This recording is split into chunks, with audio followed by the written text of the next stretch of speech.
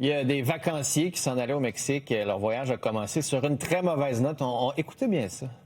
Alors, les gens nous sortent de la nourriture, nous sortent de l'alcool, nous sortent du café.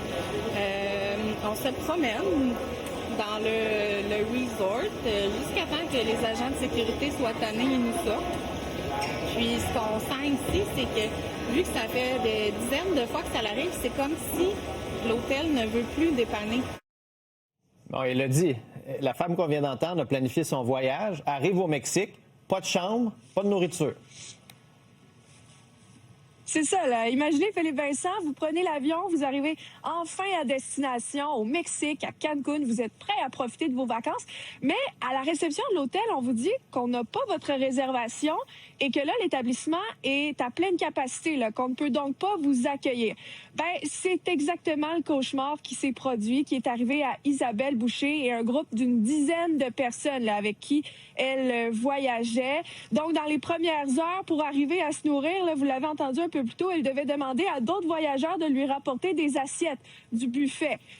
Finalement, elle a réussi à s'organiser par elle-même et avec l'aide de l'établissement hôtelier. Elle a dû loger dans 3 hôtels différents en 4 jours, le dernier étant finalement celui qu'elle avait réservé. Elle avait organisé, réservé tout ce voyage-là avec la compagnie Sunwing, mais pendant toute cette saga-là, aucune nouvelle de Sunwing, aucune communication avec eux. On écoute. Pour moi, c'est impensable de laisser des gens qui ont payé pour venir dans un pays et là, de les laisser comme ça dans le néant, sans savoir où aller, où ils peuvent dormir. Là, il faut se dire qu'on traîne encore nos valises à ce moment-là. On n'a pas d'Internet parce qu'on n'est pas client de l'hôtel. On n'a pas d'eau. On n'a pas mangé depuis qu'on est parti de l'avion. Même parfois, il y en a qui n'ont pas mangé dans l'avion. Alors, je trouve qu'au prix qu'on paye, Sunwing aurait dû être là rapidement, puis nous relocaliser. Et c'est l'hôtel, le lendemain, qui a pris en charge de trouver des solutions.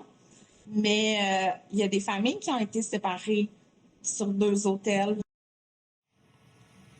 Parce que oui, en discutant avec d'autres voyageurs à la réception du même hôtel, ce qu'elle s'est rendue compte, c'est qu'elle n'est pas la seule dans cette situation-là. Ils étaient au moins une vingtaine à avoir réservé, même à des dates différentes, avant, après elle, des familles, des jeunes voyageurs, des personnes âgées.